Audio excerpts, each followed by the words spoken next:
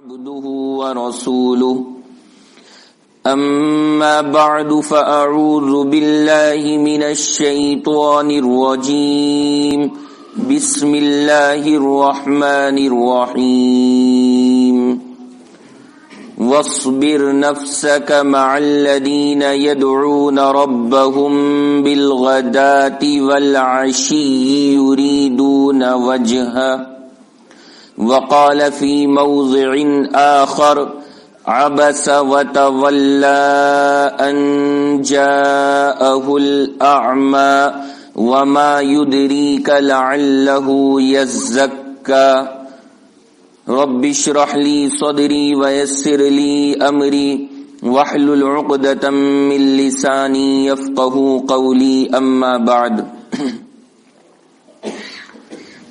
میرے محترم بزرگوں، دوستوں، عزیز ساتھیوں، پردہ نشین اسلامی ماؤں اور بہنوں، اس وقت یہ جو ہماری مجلس ہے یہ دین کی باتوں کے مذاکرے کے لیے منعقد ہو رہی ہے اور دینی باتوں کا مختصر طور پر اس مجلس میں مذاکرہ ہوگا۔ اللہ رب العزت سے دعا فرمائیں کہ اللہ اس وقت ایسی باتیں کہلوائے جو میرے لیے بھی فائدے مند ہوں اور آپ حضرات کے لیے بھی فائدے مند ہوں، اور اللہ ہم سب کو عمل کرنے کی بھی توفیق عطا فرمائے۔ اس وقت جو خاص بات اور عنوان مجھے آپ کے سامنے عرض کرنا ہے وہ صرف ایک چیز ہے جس کی طرف خاص طور سے اس مجلس میں توجہ دلانی ہے۔ اللہ نے ہمارا اور آپ کا جو معاشرہ بنایا ہے اور ہمارا جو پورا رہن سہن کا نظام ہے، اگر آپ سارے نظام پر غور فرمائیں تو آپ کو اپنے درمیان دو طرح کے لوگ نظر آئیں گے۔ بعض حضرات وہ ہیں جنہیں اللہ نے مال و دولت اور دنیاوی نعمتوں سے سرفراز فرمایا ہے، اور ایک طبقہ ہمارے معاشرے میں ایسا ہے جس کے پاس ظاہری طور پر دنیا کے اسباب یا تو ہے نہیں یا دوسروں کی بنسبت ان کے پاس میں تھوڑے ہیں۔ آپ کو اس دو طرح کے لوگ نظر آئیں گے۔ آج کی اس مجلس میں ہمیں اور آپ کو غور یہ کرنا ہے کہ اللہ نے ہمارے معاشرے کے اندر یہ دونوں طرح کے انسان رکھے ہیں۔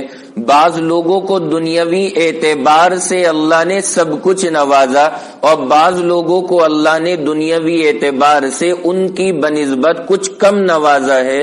ہمیں اور آپ کو ہر طرح کے لوگوں کے ساتھ میں کیسا معاملہ کرنا چاہیے؟ جو حضرات دنیاوی اعتبار سے اعلی مقام کے اوپر ہیں، ہمارا معاملہ ان کے ساتھ میں کیسا ہو، اور جو حضرات دنیاوی اعتبار سے کچھ کمزور ہیں ہمیں ان کے ساتھ میں کیسا برتاؤ کرنا چاہیے۔ اس کا جائزہ انشاءاللہ قرآن کی آیات اور احادیث کی روشنی کے اندر لیں گے کہ ہمارے دین نے ہمیں اور آپ کو کیا تعلیم عطا فرمائی۔ ورنہ ہمارے معاشرے کا اگر آپ حال دیکھیں اور معاشرے کے اوپر اگر آپ غور کریں تو ہر طرف جس کے پاس میں پیسہ ہے اس کی عزت کی جاتی ہے، اور جس کے پاس میں دنیا کا مال نہیں ہے، دنیا کے اسباب نہیں ہے، نوٹ نہیں ہے، اکاؤنٹ نہیں ہے، بیلنس نہیں ہے، اور کاریں اس کے پاس میں نہیں ہے، اور عالی شان اس کا مکان نہیں ہے، گھر کے اندر اس کے اے سی اور کولر نہیں ہے، اس کو معاشرے کے اندر ہم اور آپ تھرڈ کلاس کا شمار کرتے ہیں۔ یہ جو کیٹیگری ہم نے اور آپ نے بنائی ہے، کیا اسلام اس کیٹیگری کو قبول کرتا ہے کہ جس کے پاس میں مال ہو اس کو نمبر 1 میں رکھا جائے اور جس کے پاس میں مال نہ ہو اس کو تھرڈ کلاس سمجھا جائے؟ اسلام کے اعتبار سے صحیح رخ کیا ہونا چاہیے؟ یہ اس وقت ہماری اور آپ کی بڑی سخت ضرورت ہے، اور ہمیں اور آپ کو ان باتوں کو ذہن میں رکھنا چاہیے تاکہ یہ چھوٹی چھوٹی باتیں اسلام میں اور آپس میں اتحاد اور محبت کا ذریعہ بنتی چلی جائیں۔ اسلام نے بڑی اہمیت دی ہے ان باتوں کو۔ آج کل تو حد یہ ہو گئی، آپ یقین جانیں اور معاشرے کے اوپر اگر آپ غور کریں گے اور نظر ڈالیں گے تو آپ کو نظر آئے گا کہ لوگ سلام بھی آج کل پیسے والے ہی کو کرتے ہیں۔ غریب آدمی جس کے پاس میں پہننے تک کے لیے صحیح لباس نہیں ہے، اس کو لوگ سلام کرنا بھی پسند نہیں کرتے کہ اس کو سلام کیا جائے۔ کوئی دیکھنے کے اندر بیچارہ لباس کے اعتبار سے پراگندہ حال ہے، کپڑے گندے ہو رہے اور بدن اس کا میلا کچیلا ہو رہا ہے، ایسے آدمی سے آدمی مصافحہ کرنا پسند نہیں کرتا کہ یہ تو گرا ہوا آدمی ہے، میں اس سے مصافحہ نہیں کرتا۔ ہمارا کلچر جو ہو گیا وہ اس انداز کا ہے۔ معاشرہ، شادیاں ہوتی ہیں ہمارے اور آپ کے یہاں اور ہزاروں لوگوں کو بلایا جاتا ہے، لیکن جو معاشرے میں غریب غربا ہیں، آدمی نے اپنے دوست اور دوستوں کے دوست اور دور دور کے آدمیوں کو بلا لیا، لیکن گلی کے اندر پڑوس میں رہنے والا ایک غریب آدمی ہے جو محنت کرتا ہے، مزدوری کرتا ہے، اس کو بلانا یاد نہیں رکھتے کیونکہ یہ تو گرا ہوا آدمی، بھول جاتے ہیں۔ جگہ جگہ پر ہمیں اور آپ کو یہی حالات دیکھنے میں آ رہے ہیں۔ یہ یقین جانیے ہماری اور آپ کی بربادی کی بڑی بنیادی وجہ ہے۔ اس وقت عالمی سطح کے اوپر جو ہماری بدحالی ہے اور ہر طرف سے جو برا حال اسلام اور مسلمانوں کا کیا جا رہا ہے، اس میں ہمارا یہ عمل بڑا اہم کردار ادا کر رہا ہے۔ ہم نے تقسیم کر دیا اپنے آپ کو۔ اب آئیے ذرا جائزہ لینا ہے، قرآن کیا کہتا ہے، حدیث کیا کہتی ہے، اور ہمیں اور آپ کو ہر طرح کے لوگوں کے ساتھ میں کیسا معاملہ کرنا چاہیے۔ سب سے پہلے قرآن پاک کی ایک مختصر سی آیت پیش کرتا ہوں، اس کو ذرا ذہن نشین فرما لیں۔ وَاصْبِرْ نَفْسَكَ مَعَ الَّذِينَ يَدْعُونَ رَبَّهُمْ بِالْغَدَاةِ وَالْعَشِيِّ يُرِيدُونَ وَجْهَهُ وَلَا تَعْدُ عَيْنَاكَ عَنْهُمْ تُرِيدُ زِينَةَ الْحَيَاةِ الدُّنْيَا۔ اللہ تعالی بڑا پیارا خطاب فرما رہے ہیں، اور کس سے خطاب کیا جا رہا ہے؟ جناب رسول اللہ صلی اللہ علیہ وسلم سے۔ حضور کو آرڈر آ رہا ہے آسمان سے، اور کیا آرڈر آ رہا ہے؟ آپ ذرا انداز دیکھیں۔ وَاصْبِرْ نَفْسَكَ مَعَ الَّذِينَ يَدْعُونَ رَبَّهُمْ بِالْغَدَاةِ وَالْعَشِيِّ يُرِيدُونَ وَجْهَهُ۔ اے نبی، آپ اپنے آپ کو ان لوگوں کی مجلس میں لے جا کر کے بٹھائیے، آپ ان کے ساتھ میں بیٹھا کیجئے۔ کن کے ساتھ میں بیٹھا کیجئے؟ بڑا اہم معاملہ ہے۔ اللہ اپنے نبی کو آرڈر فرما رہے ہیں کہ نبی آپ ان کی مجلس میں بیٹھا کیجئے۔ معمولی معاملہ نہیں ہے یہ، حضور کو آرڈر ہو رہا ہے آپ ان کی مجلس میں جائیے۔ کن کی مجلس میں؟ جو سونے اور درہم اور دینار کے مالک ہیں، جن کے اکاؤنٹ بیلنس بھرے پڑے، مکان کئی کئی بلڈنگ بنے پڑے، اور گاڑیاں مرسیڈیز اور بی ایم ڈبلیو گھر کے باہر لائن سے لگی ہوئی ہیں، ان کے پاس میں نہیں جانا۔ کیا فرمایا؟ وَاصْبِرْ نَفْسَكَ مَعَ الَّذِينَ يَدْعُونَ رَبَّهُمْ بِالْغَدَاةِ وَالْعَشِيِّ يُرِيدُونَ وَجْهَهُ۔ اے نبی، آپ ان لوگوں کے پاس میں جا کر کے بیٹھیے جو ظاہری اعتبار سے بیچارے بڑے خستہ حال ہیں، کپڑے ان کے بوسیدہ ہیں، لباس ان کے اعلی کوالٹی کے نہیں ہے، لیکن اللہ کو صبح اور شام یاد کیا کرتے ہیں، اللہ کو یاد کرتے ہیں۔ اے نبی، آپ ان کے پاس میں جا کر کے بیٹھا کیجئے۔ حضور کو آرڈر ہو رہا ہے، مالداروں کے پاس میں بیٹھنے کا حکم نہیں دیا جا رہا۔ پورا قرآن آپ اٹھا کر کے دیکھ لیجئے، ایک آیت کے اندر بھی اللہ نے آرڈر نہیں عطا فرمایا کہ امیروں کے پاس جا کر کے بیٹھا کیجئے۔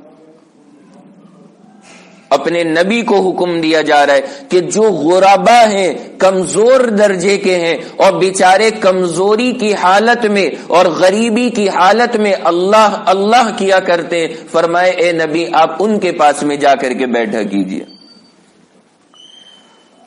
بلکہ حدیث پاک کے اندر تو عجیب معاملہ ملتا ہے، اللہ کے نبی کافروں پہ محنت فرما رہے ہیں، اسلام کے لیے بہت محنت ہو رہی ہے۔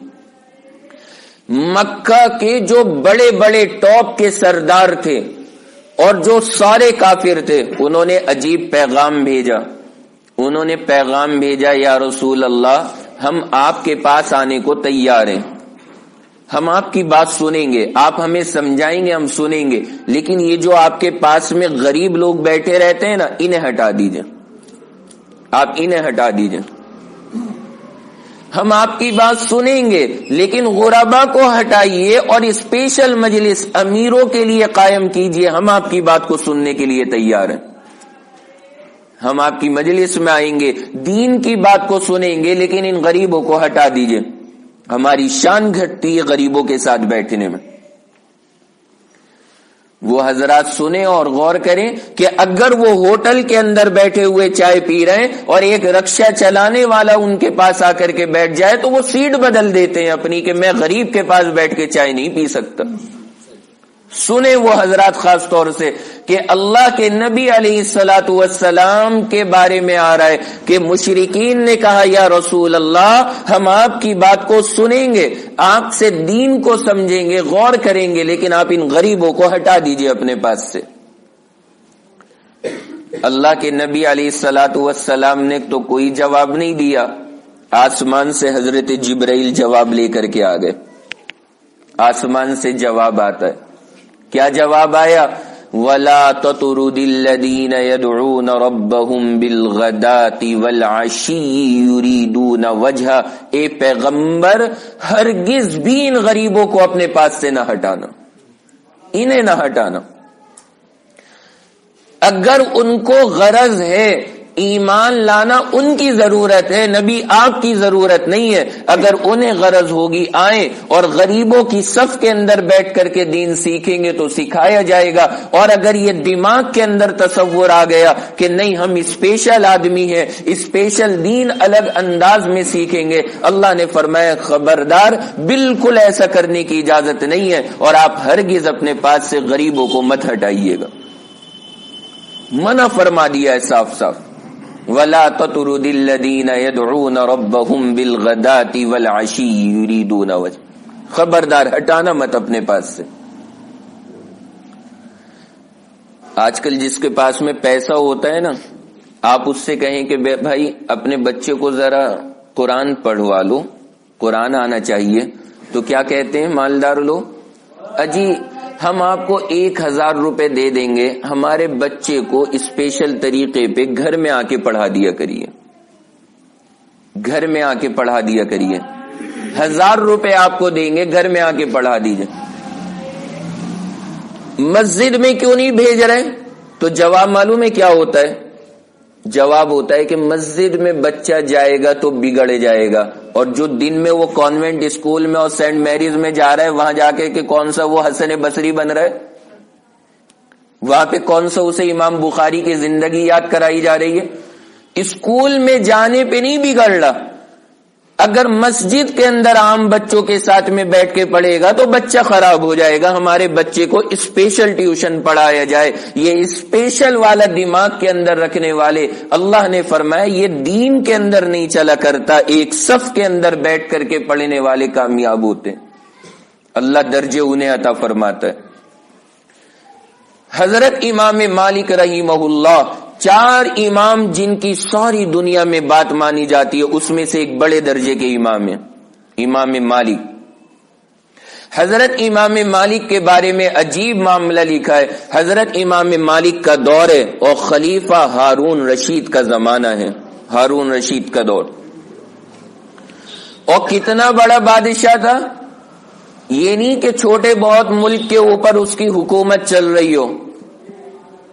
ہارون رشید کی حکومت کتنی بڑی تھی، علماء نے فرمایا اس کو خود بھی صحیح سے اندازہ نہیں تھا میری حکومت کہاں تک ہے، اللہ نے اتنی بڑی حکومت عطا فرمائی تھی۔ چنانچہ اس کے حالات میں لکھا ہے ایک مرتبہ کھڑا ہوا تھا، بادل جا رہا تھا اوپر، ہارون رشید نے جوش میں آ کے بادل کو خطاب کیا، اے بادل تو کتنی بھی دور جا کر کے برس، لیکن یقین کے ساتھ میں کہتا ہوں جتنی بھی دور جا کر کے برسے گا تو میری حکومت میں نکل نہیں سکتا۔ بہت لمبی چوڑی حکومت اللہ نے عطا فرمائی، ان کا دور چل رہا ہے۔ اور دوسری طرف مدینہ المنورہ میں امام مالک رحمہ اللہ موجود ہیں۔ امام مالک اس نے کہا کہ حضرت میں اپنے بیٹوں کو حدیث پڑھانا چاہتا ہوں، حدیث کا علم، آپ سے درخواست ہے کہ آپ میرے بچوں کو حدیث پڑھانے کے لیے میرے گھر آ جایا کیجئے اور سب لوگوں سے الگ میرے 2 بچوں کو حدیث پڑھا دینا، حدیث پڑھا دینا۔ حضرت امام مالک رحمہ اللہ ان کے سامنے یہ معاملہ پیش آیا، حضرت امام مالک نے سیدھا جواب دیا، فرمایا تم بادشاہ اپنی جگہ پر ہوگے، لیکن اگر تمہاری اولاد کو حدیث پڑھنی ہے ان غربا کی اور ان طالب علموں کی صف میں بیٹھنا پڑے گا، تب میں حدیث پڑھاؤں گا۔ امام مالک اپنے علم کی بے عزتی کرنے تیرے دروازے پہ نہیں آئے گا، میں نہیں آ سکتا۔ فرمایا یہ علم اللہ نے غربا اور امراء کے درمیان فرق کرنے کے لیے نہیں، برابری کے لیے اتارا ہے۔ اگر اس علم کے اندر بھی ہم اور آپ یہ قسمیں نکال دیں اور فرق کر دیں، فرمایا پھر اس علم کا مطلب ہی کیا رہا؟ فرمایا اگر تیری اولاد کو بھی حدیث پڑھنی ہے تو مسجد میں آ کے بیٹھنا پڑے گا، غربا کی صف کے اندر لگنا پڑے گا، ان کے ساتھ میں حدیث پڑھاؤں گا، ورنہ میں تیار نہیں پڑھانے۔ آپ اندازہ لگائیں کہ اسلام نے برابری کتنی فرمائی ہے، کتنا اہم معاملہ ہے اس کا، اور ہم اور آپ آج کل اس معاملے میں کتنی غفلت کر رہے ہیں۔ میں سوچ رہا تھا، میں نے کہا یا اللہ کیا عنوان، اثر کے بعد اللہ نے ذہن میں ڈالا، کتاب دیکھ رہا تھا حدیث کی، 2-4 حدیثیں سامنے آئی، میں نے کہا لاؤ یہی عنوان آج کے لیے بہتر ہے کہ اسلام نے کتنی عمدہ تعلیم ہمیں اور آپ کو عطا فرمائی، اور ہم اور آپ کتنی جگہ پہ فرق کرنے والے بن جاتے ہیں، کتنی جگہ ہو رہا ہے۔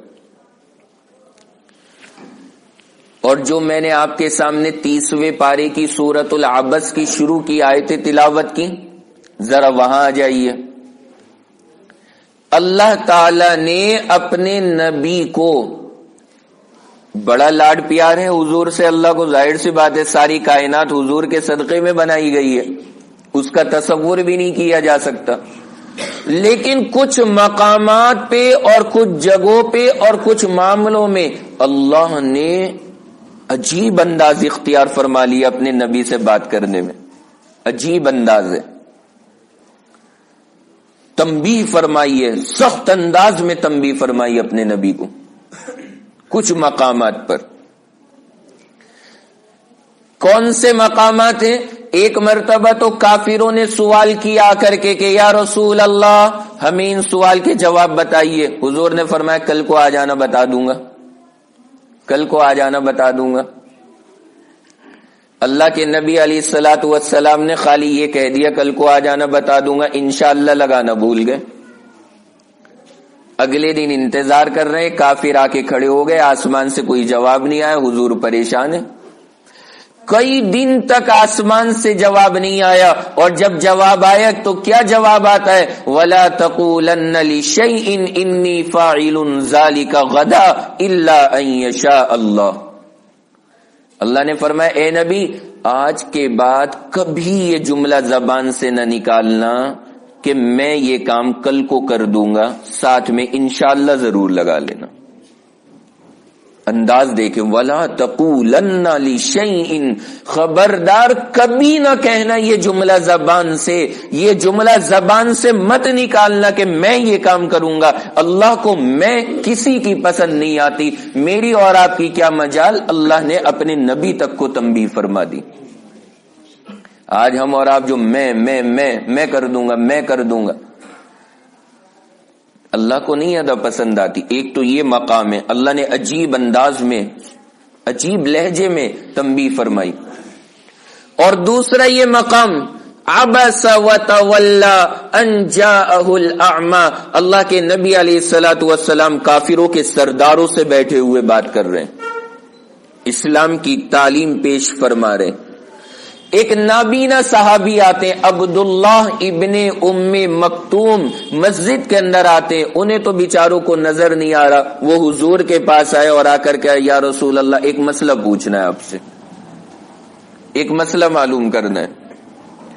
اللہ کے نبی اس وقت کافروں کے سرداروں سے بات کر رہے ہیں اور اس وقت وہ مسئلہ پوچھنے کے لیے آ گئے تو اللہ کے نبی نے ذرا سا چہرہ ان کی طرف سے پھیر لیا اور ان کو الگ کر دیا.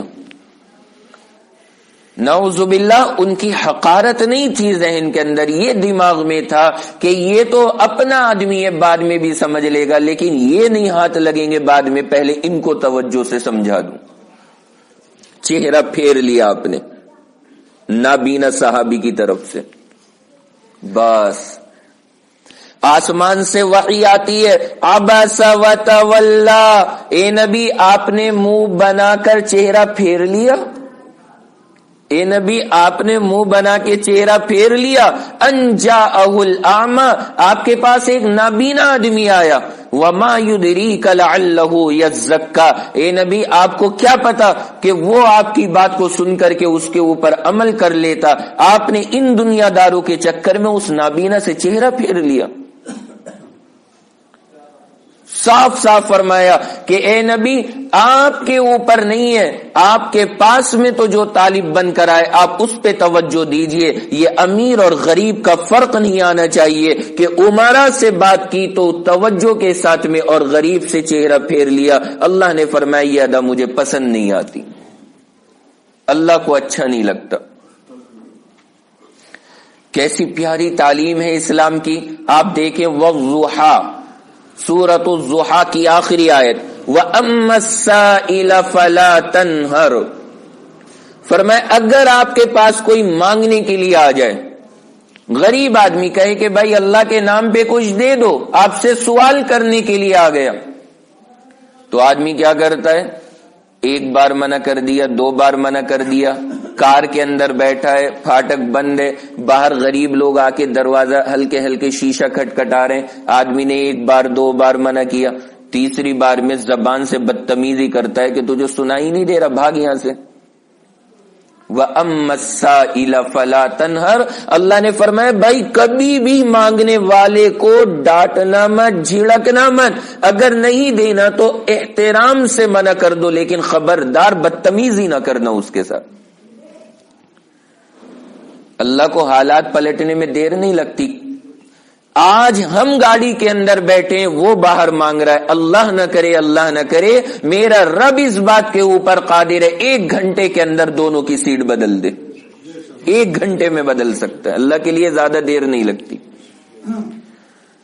وَأَمَّا السَّائِلَ فَلَا تَنْهَرْ، فرمایا کبھی بھی کسی کو حقیر سمجھ کے، ذلیل سمجھ کے، چھوٹا سمجھ کے مت ڈانٹنا، مت جھڑکنا. یہ ادا اللہ کو بڑی بیکار لگتی.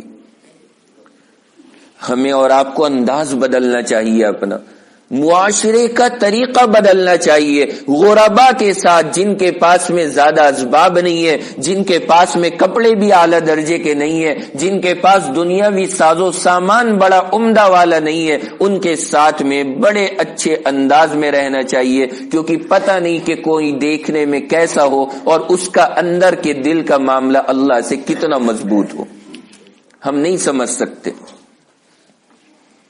حضرت انس بن نضر رضی اللہ تعالیٰ عنہ ایک بڑے درجے کے صحابی ہیں.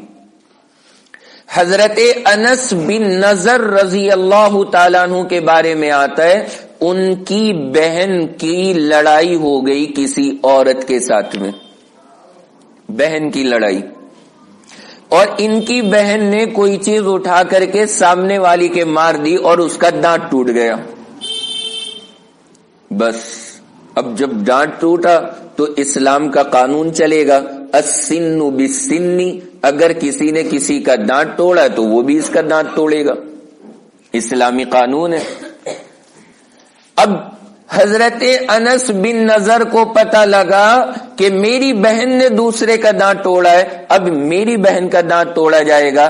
جان کے کہ سب لوگوں نے اس کے گھر والوں سے بہت کہا کہ بھائی کچھ لے دے کر کے معاملہ ختم کر لو، اللہ کے واسطے تم دانت نہ توڑو اس کا. ہم اور آپ کرتے ہیں نا کہ کچھ سائیڈ میں کمپرومائز کر لو، تو کچھ کر لو سائیڈ میں. اور اس کا نمونہ دیکھنا ہو تو جہاں پہ چیکنگ چل رہی ہو اور آپ بغیر ہیلمٹ کے یا 3 آدمی جا رہے ہوں اور آپ کو پولیس والا پکڑ لے تو آپ کیا کہتے ہیں سائیڈ میں جا کے؟ یار کچھ لے دے کے چھوڑ دو. بس نہ پہنچاؤ اندر معاملہ، یہی نپٹا دو، ایک نوٹ ہاتھ میں رکھا اور اپنا آگے کو چلے. آدمی یہی کرتا ہے. انہوں نے کہا بھائی کچھ لے دے کے معاملہ کر لو، تم کیوں اس کا بیچاری کا دانت توڑو گے، اس کا کیا فائدہ ہوگا، اور کچھ لے لو ہم سے تو تمہارا کچھ فائدہ بھی ہو جائے گا، اس کا دانت تو اب دوبارہ آ نہیں سکتا جو ٹوٹ گیا. انہوں نے کہا نہیں، ہم نہیں مانتے، ہم تو حضور کے پاس میں مقدمہ لے کے جائیں گے اور اسلامی سزا کو جاری کروائیں گے. آ گیا حضور کے دربار میں مقدمہ، اللہ کے نبی بیٹھے. حضرت انس بن نضر کی بہن آئی اور ان کو پیش کیا گیا. اللہ کے نبی نے پوچھا تم نے دانت توڑا؟ انہوں نے فرمایا یا رسول اللہ ہاں میں نے توڑا. فرمایا ٹھیک ہے اب تمہارا بھی دانت توڑا جائے گا. انس بن نضر وہاں پہ کھڑے ہوئے تھے، جوش میں آ گئے. یا رسول اللہ میری بہن کا دانت توڑیں گے، میری بہن کا دانت توڑا جائے گا. حضور نے فرمایا انس، اسلام میں بہن اور بھائی اور ماں اور باپ اور اولاد نہیں چلتی، اسلام کا قانون چلتا ہے. کوئی بھی ہو اسلام کا قانون چلے گا اور اس کے مطابق عمل ہوگا. حضرت انس کو جوش آ گیا اور کیا فرمایا، خدا کی قسم میری اس بہن کا دانت نہیں ٹوٹے گا. قسم کھا لی حضور کے سامنے. آپ ذرا معاملے کی نزاکت کو، وہاں کی سچویشن کو ذرا سمجھیں. اللہ کے نبی بیٹھے ہوئے اور سارے صحابہ اور مقدمہ چل رہا ہے اور پیغمبر کا فیصلہ ہوا ہے کہ دانت توڑنا ہے اور صحابی رسول قسم کھا رہے ہیں کہ خدا کی قسم دانت نہیں ٹوٹے گا. بس سارے لوگ حیران رہ گئے، یا اللہ نبی کے سامنے یہ قسم، نبی کے سامنے یہ قسم. اللہ تو کچھ اور ہی دکھانا چاہ رہے تھے. قسم کھا لی. ساری مجلس پہ سناٹا، ادھر والے بھی بیٹھے ادھر والے بھی بیٹھے، دونوں مجرمین بھی بیٹھے، انس بن نضر بھی بیٹھے، حضور بھی بیٹھے، سب پہ سناٹا ان کی قسم کو سن کر کے. ادھر انس بن نضر نے قسم کھائی اور پوری مجلس پہ سناٹا چھایا، اور ادھر دوسری طرف ان کی زبان سے نکلا جس عورت کا دانت ٹوٹا تھا اس کے گھر والوں نے کہا کہ ہم لوگ اس کو معاف کرتے ہیں اور ہم اس کا دانت توڑنے کا معاملہ ختم کرتے ہیں. ختم. میرے نبی نے فرمایا ان من عباد اللہ من لو اقسم علی اللہ لابرہ. اللہ کے نبی نے فرمایا اللہ کے بعض اتنے محبوب بندے ہوتے ہیں، اللہ کو بعض لوگ اتنے اچھے لگا کرتے ہیں. یہ انس بن نضر دیکھنے میں بڑا غریب آدمی لگتا ہے لیکن اللہ کو اتنا محبوب ہے، اتنا محبوب ہے، اتنا محبوب ہے کہ اس نے جوش میں آ کے قسم کھا لی. اللہ نے اس کی قسم کی وجہ سے ان کے دلوں کو پلٹ دیا، اس کی قسم کی وجہ سے دلوں کو پلٹ دیا. انس بن نضر کی ظاہری حالت پہ نہ جانا، اللہ کے نزدیک یہ بندہ اتنا قیمتی، اتنا قیمتی، اللہ اس کی قسم کو پورا کرنے کے لیے لوگوں کے دلوں کی کیفیت کو تبدیل کر دیتا ہے.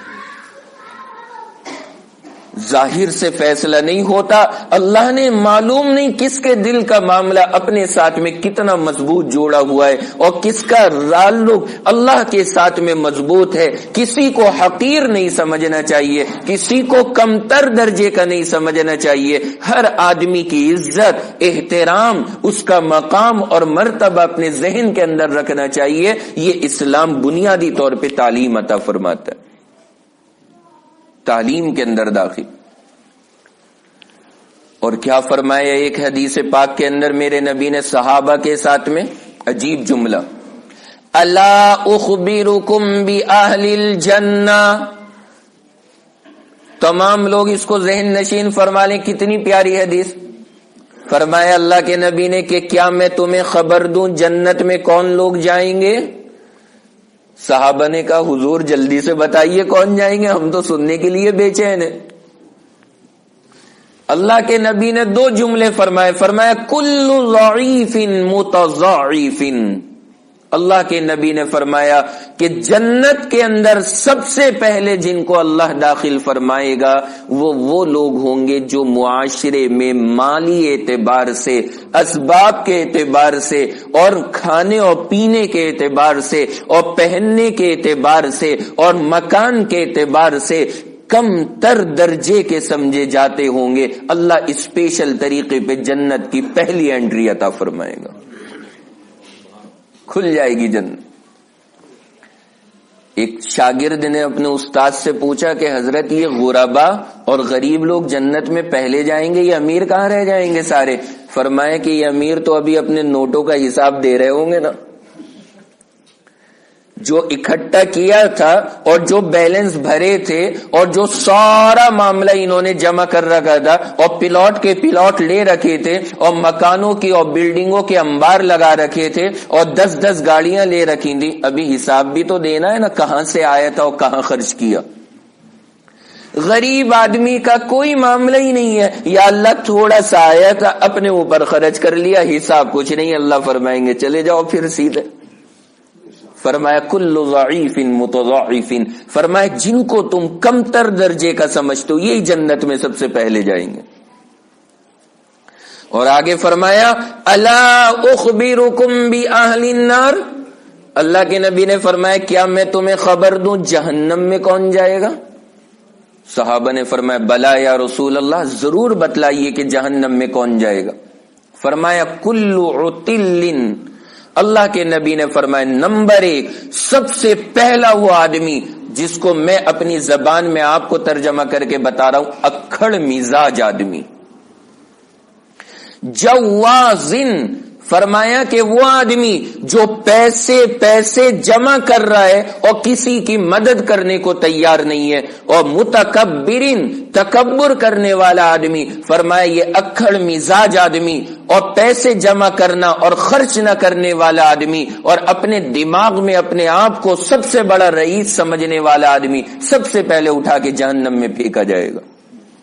الا اخبرکم باہل النار، سب سے پہلے جہنم میں۔ اکڑ کا مزاج ہے، عتلن، اکڑ والے مزاج کے، کیا مطلب اکڑ والے؟ ذرا سی بات کسی نے مزاج کے خلاف کر دی فوراً آستین چڑھا کے میدان میں آ گئے، او بھائی بتا کیا کہہ رہا تھا؟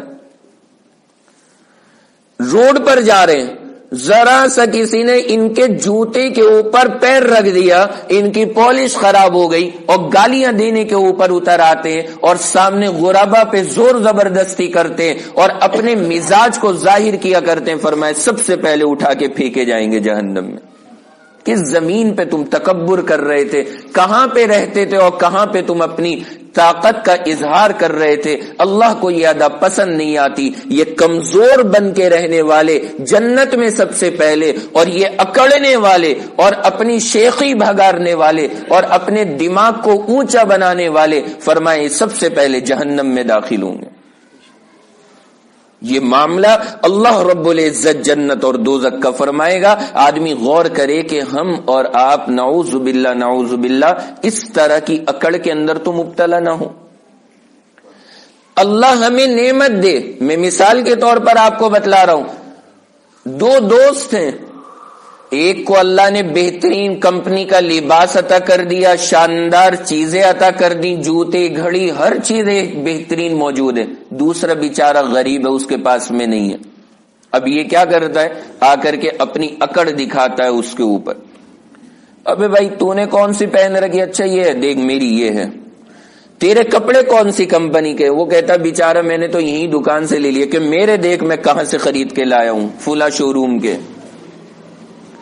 یہ اکڑ ہے، تکبر ہے، بڑائی ہے۔ فرمایا جس آدمی کے اندر یہ مرض ہوگا اللہ جنت کے اندر داخل نہیں جہنم کے اندر پھینکے گا۔ اللہ کو یہ ادا ذرہ برابر پسند نہیں آتی۔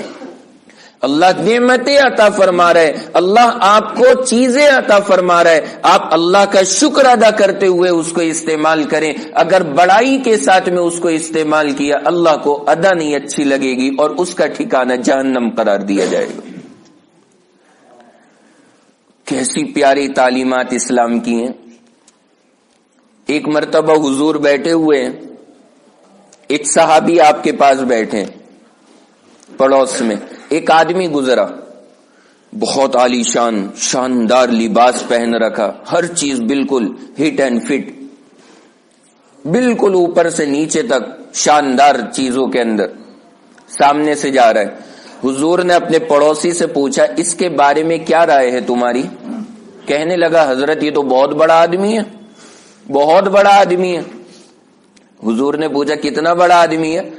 فرمایا کہ اگر یہ کہیں پہ بات کرے تو کوئی اس کی بات کو کینسل نہیں کر سکتا، اگر یہ کہیں نکاح کا پیغام دے تو کسی گھر سے اس کا رشتہ نہیں ہٹ سکتا، اگر یہ کہیں پہ کسی کی سفارش کر دے تو کسی کی ہمت نہیں اس کی سفارش کو کینسل کر دے۔ حضور نے فرمایا اچھا اتنا بڑا آدمی ہے، ٹھیک ہے، چلا گیا۔ تھوڑی دیر بیٹھے، ایک اور گزرا، بیچارہ بال بھی خستہ اور کپڑے بھی پھٹے ہوئے، پیوند لگے ہوئے، مختلف عجیب غربت والے انداز میں۔ حضور نے پوچھا اس کے بارے میں کیا رائے ہے؟ فرمایا حضرت اس کا کیا پوچھنا، یہ تو بیچارہ بہت ہی کم درجے کا آدمی ہے، بہت ہی کم درجے کا آدمی ہے، اگر یہ کہیں پہ نکاح کا پیغام دے گا تو شاید کوئی قبول بھی نہ کرے اس کا پیغام، کوئی تیار نہیں ہوگا اس سے کرنے کے لیے، ایسا آدمی۔ اگر یہ کہیں پہ سفارش کرے تو کوئی اس کی بات کو سننے کو تیار نہیں ہوگا، اور اگر کسی کو سمجھائے تو کوئی آدمی اس کی بات قبول نہیں کرتا، یہ تو بیچارہ بہت ہی گرا ہوا آدمی۔ یہ جملہ انہوں نے جواب میں کہا۔ اب میرے نبی کا فیصلہ سنیے۔ حضور نے فرمایا یہ جو پہلا والا آدمی تھا جو بہت سوٹ بوٹ کے اندر جا رہا تھا، حضور نے فرمایا میں قسم کھا کر کے کہتا ہوں کہ اگر اس پہلے والے آدمی کی طرح کے آدمیوں سے پوری زمین کو بھر دیا جائے، پوری زمین میں ایسے ہی لوگ آ جائیں اور ان کو ترازو کے ایک پلڑے کے اندر رکھ دیا جائے، یہ سوٹ بوٹ والے اور شاندار لباس والے اور جن کے بڑے مقام اور مراتب معاشرے کے اندر بنے ہوئے، اگر پوری زمین کو اس جیسے آدمیوں سے بھر دیا جائے اور ترازو کے ایک پلڑے کے اندر رکھا جائے اور دوسری طرف اس غریب آدمی کو دوسرے پلڑے میں رکھا جائے، حضور نے فرمایا میں قسم کھا کر کے کہتا ہوں وہ غریب آدمی بھاری ہو جائے گا اللہ کے یہاں، اس کا وزن زیادہ ہوگا۔ غور کریں ہم اور آپ کہ ہم کس کو گرا ہوا سمجھ رہے ہیں اور اس کا معاملہ اللہ کے یہاں کتنا اونچا ہے۔ کبھی کسی کو میرے پیارو حقیر نہ سمجھنا، کسی کو ذلیل نہ سمجھنا، کسی کو گرا ہوا مت سمجھنا، چاہے کوئی کتنا بھی گر جائے اور کتنی بھی خستہ حالت کے اندر آ جائے، لیکن اس کی برائی اور اس کی گراوٹ اور اس کی کم بساط ہمارے ذہن میں نہیں آنی چاہیے۔ اگر یہ بات ہمارے اندر آ گئی تو یہ ہمارے لیے دنیا اور آخرت کے اعتبار سے بربادی کا معاملہ شروع ہو جاتا ہے۔ اللہ کے نبی علیہ الصلوۃ والسلام کے ایک بڑے پیارے صحابی ہیں، بڑے پیارے صحابی، حضرت ظاہر رضی اللہ تعالی عنہ۔ کیا نام بتایا؟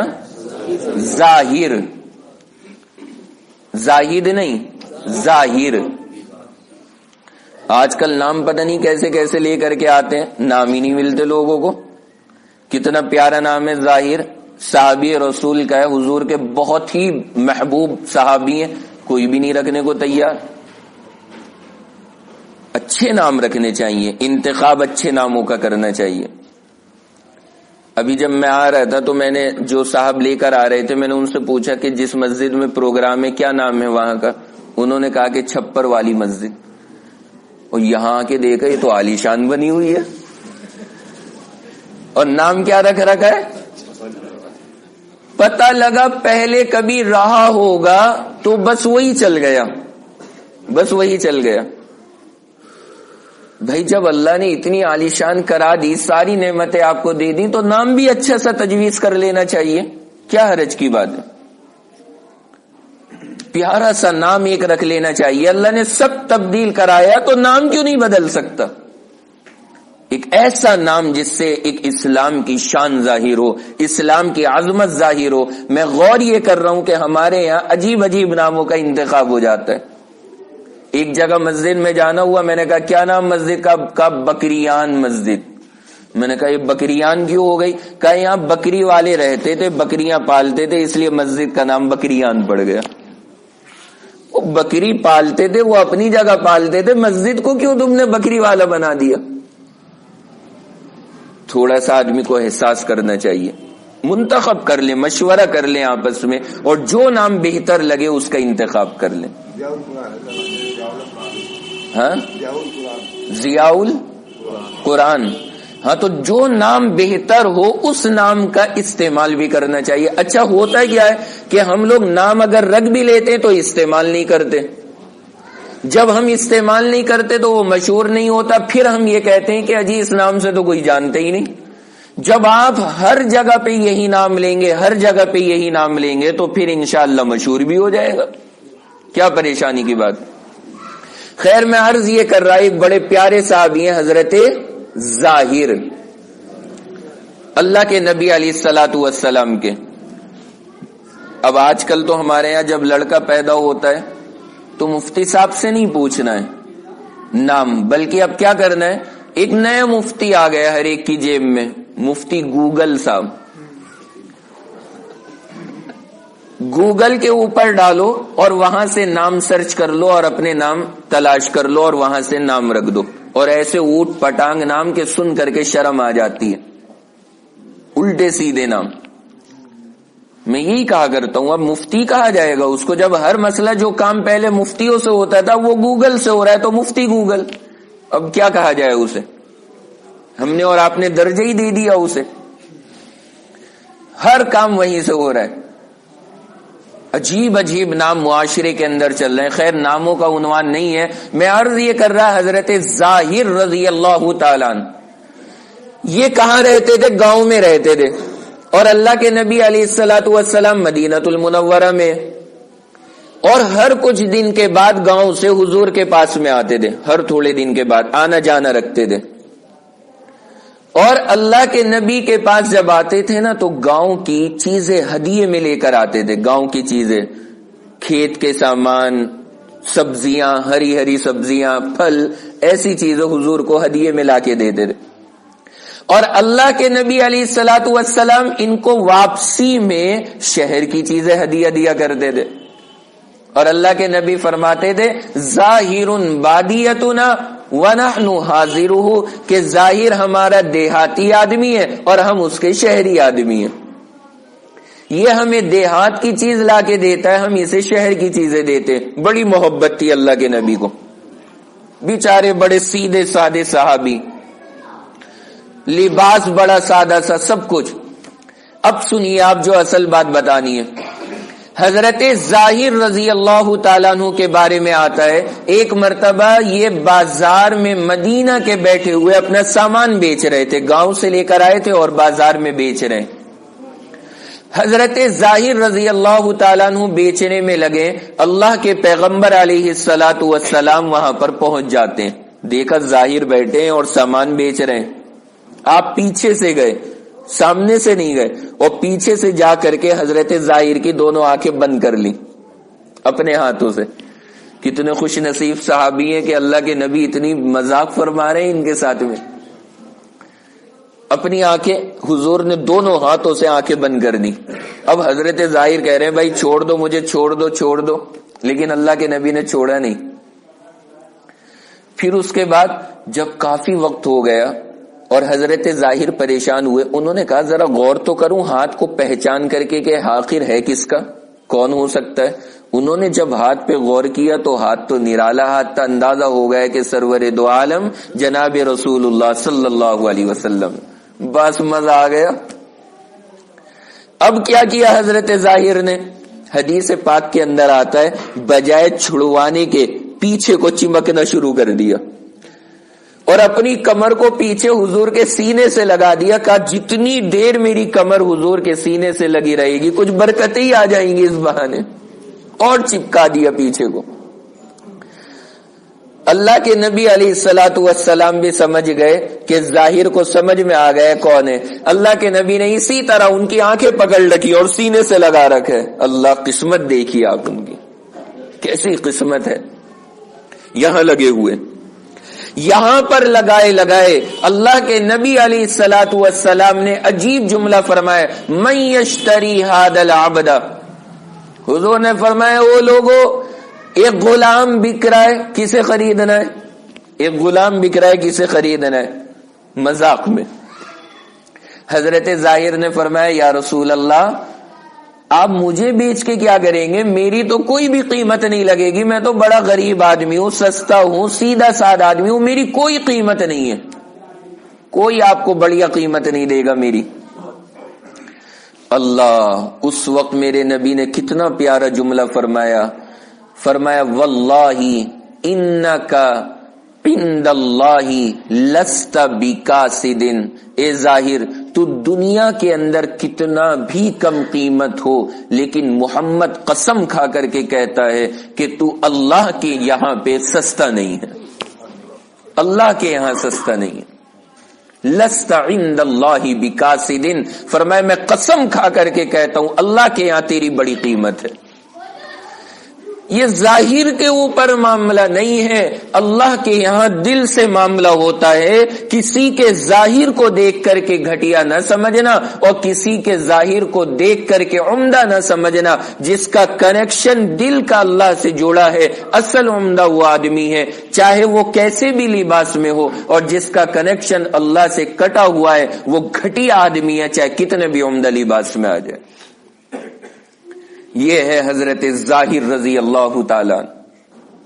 آپ غور فرمائیں کہ اسلام کے اندر اصل معاملہ ان ظاہر پرستیوں سے نہیں ہوتا، اللہ کے یہاں دل سے معاملہ ہوتا ہے۔ یہی میں آپ کو سمجھانا چاہ رہا ہوں کہ ہر آدمی کا احترام کیجئے، ظاہر میں آپ کو کیسا بھی لگتا ہو، پتہ نہیں اس کا رب کے ساتھ میں کتنا مضبوط معاملہ ہو اور اللہ کے یہاں اس کا کتنا بڑا درجہ ہو۔ ایک حدیث کے اندر میرے نبی نے فرمایا کہ ایک آدمی لایا جائے گا قیامت میں بالرجل العظیم السمین، اللہ کے نبی نے فرمایا ایک آدمی آئے گا قیامت میں بہت لمبا چوڑا موٹا تکڑا، باڈی بہت شاندار، سینہ وینہ بہت بڑھیا بنا ہوا، بہت عالی شان دیکھنے کے اندر لگ رہا ہوگا۔ اللہ فرمائیں گے ذرا وزن کرنا اس کا، اللہ کے یہاں جو ترازو ہوگی وزن کی وہ تو اعمال کے اعتبار سے ہوگی، اللہ فرمائیں گے ذرا تولو اس کو، دیکھنے میں بہت ہائی فائی لگ رہا ہے۔ حضور نے فرمایا جب اس کا وزن کیا جائے گا کہ اللہ کے ترازو میں مکھی کے پر کے برابر بھی اس کا وزن نہیں ہوگا، مکھی کے پر کے برابر بھی وزن نہیں ہوگا۔ یہ وزن کہاں چلا گیا؟ ارے دیکھنے میں ساری چیزیں موجود ہیں لیکن دل اس کا اللہ کی محبت سے خالی ہے، اس کا وزن اللہ کے یہاں کچھ نہیں ہے۔ اور بلال حبشی اور ابو ہریرہ جو بھوک سے چکر کھا کھا کے زمین کے اوپر گرتے تھے، ان کا وزن رب کے یہاں پہ ایسا ہوگا کہ ساری کائنات بھی ان کے وزن کا مقابلہ نہیں کر سکتی۔ اللہ کے یہاں کا معیار الگ ہے، اللہ کے یہاں کی ترتیب الگ ہے میرے بھائیوں، اللہ کا نظام الگ ہے۔ اللہ تبارک و تعالی ہمارے ظاہری کے اوپر فیصلہ نہیں فرماتے، اللہ کے یہاں باطن کے اعتبار سے درجات طے ہوتے، باطن کے اعتبار سے۔ حضرت تھانوی نور اللہ مرقدہ کے یہاں کے بارے میں عجیب معاملہ لکھا ہے۔ حضرت تھانوی کا تو نام سنا ہوگا نا، قریب کے ہی ہمارے رہنے والے تھے۔ حضرت تھانوی اور جلال اور ان کے یہاں کے جو اصول تھے وہ ساری دنیا جانتی ہے کہ کتنے اصول کے پابند معاملے تھے وہاں پر۔ حضرت تھانوی کے بارے میں نقل کیا گیا کہ حضرت کے یہاں پہ خادم رہا کرتے تھے اور حضرت کے بڑے نازنین خادم تھے، مطلب کہ وہ کبھی کبھی ناراضگی کا اظہار بھی فرما دیتے تھے، غصہ بھی ہو جاتے تھے، سب کچھ تھا، لیکن حضرت سب برداشت کرتے تھے ساری چیزیں۔ ایک مرتبہ ان کے بارے میں علماء نے لکھا کہ ان کی شکایت مہمانوں نے حضرت سے جا کے کر دی، حضرت کے سامنے جا کے کہہ دیا کہ حضرت آپ کا وہ خادم بہت ہمیں پریشان کر رہا ہے۔ اب حضرت تھانوی نے انہیں بلایا اور بلانے کے بعد میں ڈانٹنا شروع کر دیا، ڈانٹتے رہے، تھوڑی دیر تو انہوں نے سن لیا، جب زیادہ دیر ہوئی اور حضرت تھانوی خاموش نہیں ہوئے، ان کا جواب سنیے۔ حضرت تھانوی ڈانٹ رہے ہیں اور سارے مریدین بیٹھے ہیں، ایک دم سے جوش میں آئے، کہنے لگے خبردار اللہ سے ڈرو، جھوٹ مت بولو۔ حضرت تھانوی سے خبردار اللہ سے ڈرو، جھوٹ مت بولو۔ اللہ اللہ، یہ جملہ جیسے ہی کہا انہوں نے، ساری مجلس پھر وہی ہو گئی سناٹے میں کہ حضرت تھانوی کو کہہ دیے یہ جملہ، اور بھری مجلس کے اندر کہ خبردار جھوٹ نہ بولنا، اللہ سے ڈرو.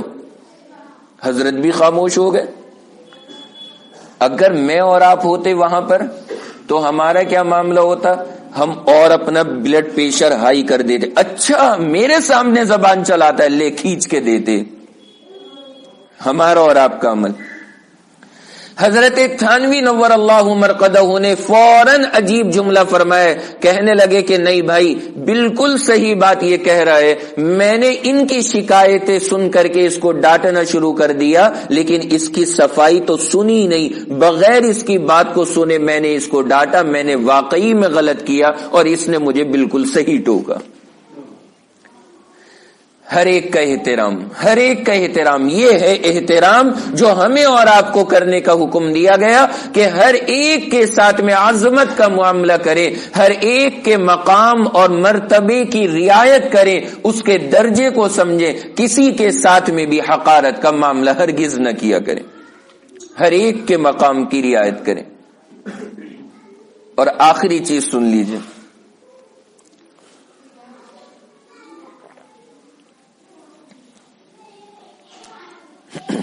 آخری، اللہ کے نبی علیہ الصلوۃ والسلام نے اسی مضمون کو ایک حدیث پاک میں اور بڑی اچھی طرح سے سمجھایا. یہی مضمون کہ اللہ کے یہاں کسی کا مقام کیا ہے ظاہر سے ہم اور آپ فیصلہ نہیں کر سکتے جب تک کہ ہمیں پوری حقیقت نہ پتہ ہو، اس لیے کسی کے ساتھ حقارت کا معاملہ نہ کرو. حضور نے اس کو ایک مثال سے سمجھایا. اللہ کے نبی نے فرمایا لم یتکلم فی المہدی الا ثلاثہ. اللہ کے نبی ارشاد فرماتے ہیں کہ ماں کی گود میں آج تک کسی نے بات چیت نہیں کی، لیکن آج تک صرف 3 بچے ایسے ہوئے جنہوں نے ماں کی گود میں بات فرمائی ہے. 3 بچے. کون کون سے 3 بچے؟ فرمایا نمبر 1 عیسیٰ ابن مریم، حضرت مریم کے یہاں پر ولادت ہوئی ہے حضرت عیسیٰ علیہ السلام کی، اور ساری قوم ان کے اوپر تہمت باندھ رہی ہے اور الزام لگا رہی ہے زنا کا. حضرت مریم پریشان ہے کہ یا اللہ میں کیسے جواب دوں. انہوں نے لا کر کے بچے کو رکھ دیا اور فرمایا کہ میں کچھ نہیں کہہ سکتی، اس بچے سے پوچھ لو، ابھی پیدا ہوئے. قوم نے کہا کہ کیسے ہم اس سے بات کریں، کیف نکلم من کان فی المہد صبیا، اے مریم یہ تو چھوٹا سا بچہ ہے، ابھی پیدا ہوا ہے، یہ کیا بتائے گا. بس وہیں لیٹے ہوئے تقریر شروع کر دی. قال انی عبد اللہ آتانی الکتاب وجعلنی نبیا. حضرت عیسیٰ بھی پیدا ہوئے اور وہیں سے تقریر فرما رہے، او لوگو میں اللہ کا بندہ ہوں. آتانی الکتاب، اللہ نے مجھے کتاب قرآن عطا فرمایا، وجعلنی نبیا، اور مجھے نبی بنا کر کے بھیجا. حضرت عیسیٰ نے وہیں لیٹے لیٹے خطاب فرمایا حضور نے پہلا بچہ یہ ہے جس نے ماں کی گود میں بات چیت فرمائی ہے. نمبر 2 دوسرا بچہ، اللہ کے نبی علیہ الصلوۃ والسلام نے فرمایا کہ ابن جریج بنی اسرائیل کے اندر ایک عبادت گزار تھا جو جنگل کے اندر عبادت کرتا تھا اور کسی سے نہیں ملتا تھا. اس کی ماں اس سے ملاقات کے لیے آتی، وہ نیچے سے آواز دیتی، وہ کھڑکی سے گردن باہر نکال کے ماں سے بات کرتا اور ماں وہیں سے چلی جایا کرتی تھی. کافی دن تک یہی سلسلہ چلا. اللہ کا کرنا ایک مرتبہ ماں آئی اور اس نے آواز لگائی. یہ نماز کی نیت باندھ کے کھڑا تھا. اس نے سوچا اگر میں نے جواب دیا ماں کا تو پھر میری نماز میں خلل آ جائے گا. ماں کی نہیں سنی اور نماز میں مشغول رہا. 3 مرتبہ آواز لگائی، جواب نہیں دیا. ماں کی زبان سے بددعا نکلی کہ یا اللہ اس کو موت نہ آئے جب تک کہ یہ زناکار عورتوں کا منہ نہ دیکھ لے، اسے موت نہ آئے جب تک کہ یہ زانیوں کا منہ نہ دیکھ لے. ہمارے وہ نوجوان جو رات میں ہوٹلوں کے اندر بیٹھے رہتے ہیں اور گھر والے فون کر کے پوچھتے ہیں تو کہتے ہیں کہ آج اسکول ورک زیادہ تھا، ٹیوشن میں اوور ٹائم کر رہا ہوں، تھوڑا سا وقت زیادہ لگے گا، اور بیٹھے ہیں ہوٹلوں کے اندر دوستوں کے ساتھ میں. ماں باپ کو دھوکہ دے کر کے، جھوٹ بول کے ماں باپ کے ساتھ میں، ان کے لیے خاص طور سے اپنی ماں کے بلانے پر نہیں آیا اور عبادت میں لگا رہا، ماں کی زبان سے نکل گئے یا اللہ موت نہ آئے جب تک کہ زانی عورت کا منہ نہ دیکھ لے۔ حضور نے فرمایا وہاں پر ایک چرواہا بکریاں چرانے آتا تھا، وہاں ایک عورت ملی اور وہ دونوں آپس میں زنا میں مبتلا ہو گئے، چرواہا اور وہ عورت، اور یہ بیچارہ اوپر عبادت میں لگا ہوا ہے۔ کچھ دن کے بعد میں اس عورت کو حمل ہو گیا، بچے کی ولادت ہو گئی۔ ساری قوم نے آ کے پوچھا یہ بچہ کس کا ہے؟ اس نے کہہ دیا اس عبادت گزار کا، ابن جریج کا، اس کا بچہ ہے۔ سارے لوگ گئے اور جا کر کے پکڑا اور لے کر کے آئے اور مارا اور پورا اس کا عبادت خانہ گرا دیا، اور اتنا مارا اور اس کے بعد میں اس کو شہر کے چوک کے اوپر لے کر کے آ گئے کہ اس کو پھانسی پہ لٹکائیں گے۔ اس نے کہا بھائی اللہ کے بندو ایک درخواست ہے، سن تو لو ذرا۔ انہوں نے کہا بتا بھائی کیا؟ کہنے لگا کہ ذرا بچے کو لے کر کے آؤ، میں اس سے پوچھوانا چاہتا ہوں کہ اس کا اصل باپ کون ہے۔ بچے کو لے کر کے آئے، ابھی ولادت ہوئی ایک دن پہلے اس بچے کی، اور آج وہ ابن جریج کے سامنے، ابن جریج نے اپنی انگلی اور اپنا انگوٹھا اس کے پیٹ پہ رکھا اور فرمایا کہ بتا بیٹا تیرا باپ کون ہے، بتا۔ ساری قوم سن رہی ہے چاروں طرف سے، اس نے فوراً جواب دیا کہ میرا باپ فلاں چرواہا ہے۔ بس مسئلہ یہی ختم ہو گیا، ابن جریج بچ گیا۔ اللہ کے نبی نے فرمایا کہ اگر اس کی ماں نے یہ جملہ کہا تھا کہ موت نہ آئے جب تک کہ یہ زناکار عورت کا منہ نہ دیکھ لے، اللہ نے منہ دکھوا دیا۔ حضور نے فرمایا اگر ماں یہ بد دعا دے دیتی کہ موت نہ آئے جب تک کہ زنا نہ کر لے تو اللہ زنا میں بھی مبتلا کر دیتا، مبتلا ہو جاتا۔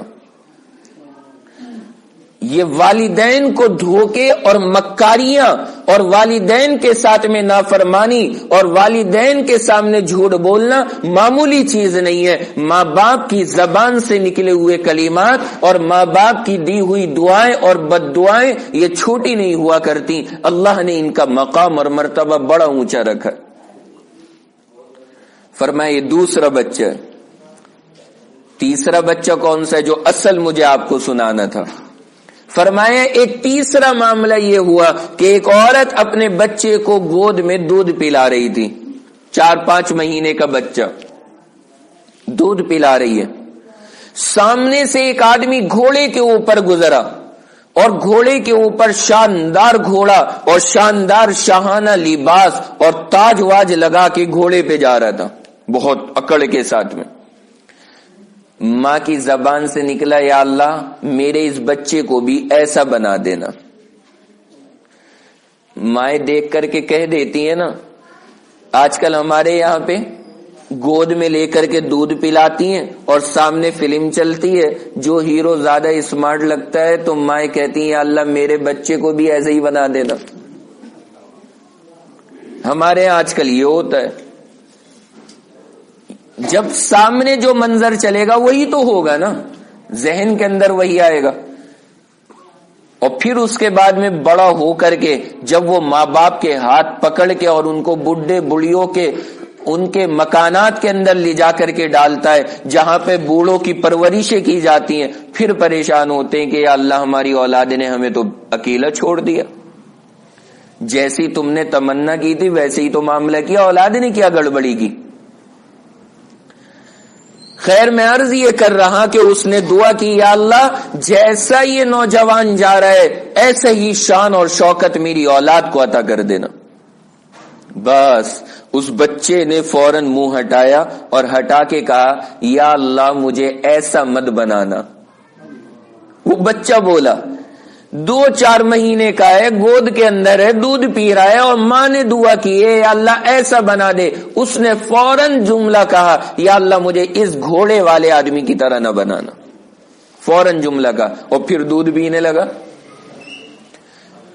تھوڑی دیر گزری، تھوڑا وقت اور گزرا، تھوڑی دیر کے بعد میں دیکھا کچھ لوگ ایک خاتون کو، ایک عورت کو مارتے ہوئے لے کر کے جا رہے ہیں، پٹائی کر رکھی ہے اس عورت کی، مار رہے ہیں، اور وہ بیچاری کہہ رہی ہے میں نے کچھ نہیں کیا، میں نے کچھ نہیں کیا، لیکن ساری قوم اس کو مار مار کر کے لے کر کے جا رہی ہے۔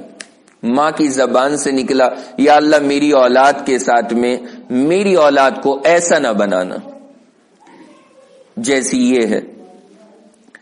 اس نے فوراً دودھ سے منہ ہٹایا اور کہا یا اللہ مجھے ایسے ہی بنانا، ایسے ہی بنانا، میں ایسے ہی بننا چاہتا ہوں۔ ماں نے کہا بیٹا جب تو اتنی تقریر کر ہی رہا ہے تو ذرا مجھے وجہ بھی تو کلیئر کر دے۔ اس کی تو حیرت کی انتہا نہیں رہی، وہ 2-4 مہینے کا جو ابھی ماں کا نام نہیں لینا جانتا وہ پوری تقریر کر رہا ہے یا اللہ مجھے ایسا نہ بنانا، مجھے ایسا بنا دے، وہ پوری وضاحت کر رہا ہے۔ اس نے کہا بیٹا ذرا مجھے وجہ بھی تو بتا دے تاکہ میرا ڈاؤٹ ختم ہو جائے۔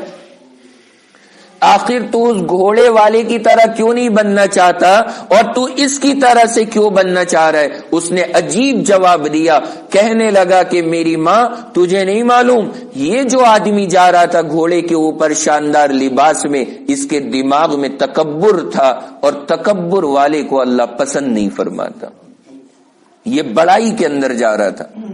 اور یہ جو مظلوم لڑکی تھی جسے لوگ مار رہے تھے اور اس پہ تہمت لگا رہے تھے، یہ بہت اللہ والی ہے اور اس نے کوئی غلط کام نہیں کیا، اس کے اوپر بنا وجہ کی تہمتیں لگ رہی تھی۔ میں نے اس لیے دعا کی کہ یا اللہ جیسی یہ نیک ہے مجھے ایسے ہی نیک بنا دینا۔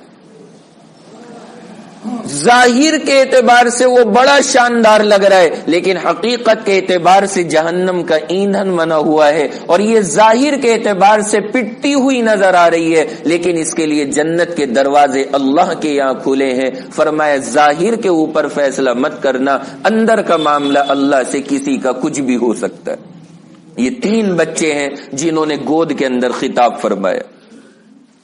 تو بس یہ چیزیں مجھے آپ کے سامنے آج کی اس مجلس میں عرض کرنی تھی کہ میرے اور آپ کے لیے بہت ضروری چیز ہے کہ اگر ہم اور آپ اپنے معاشرے کے اندر ایک خوبصورتی چاہتے ہیں اور یہ چاہتے ہیں کہ ہمارا معاشرہ معیاری بنے اور یہ غلط چیزیں ہمارے معاشرے سے ختم ہو، تو ہر آدمی اور جو خواتین سن رہی ہیں ہم سب عہد کریں اس مجلس میں انشاءاللہ کہ کسی بھی مسلمان بھائی کو گرا ہوا نہیں سمجھیں گے۔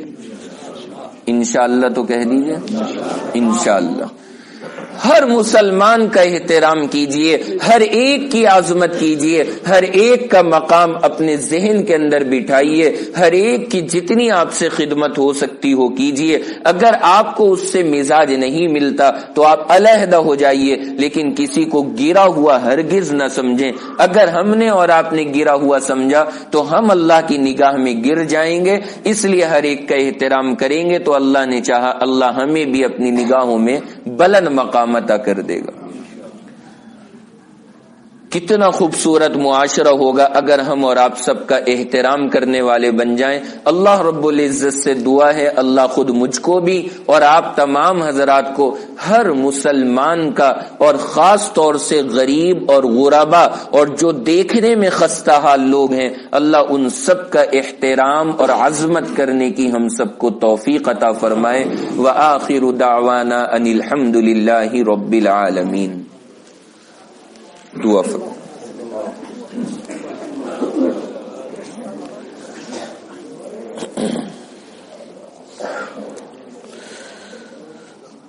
الحمد للہ رب العالمین الرحمن الرحیم والصلاة والسلام على سید الانبیاء والمرسلین محمد وعلى آلہ واصحابہ اجمعین۔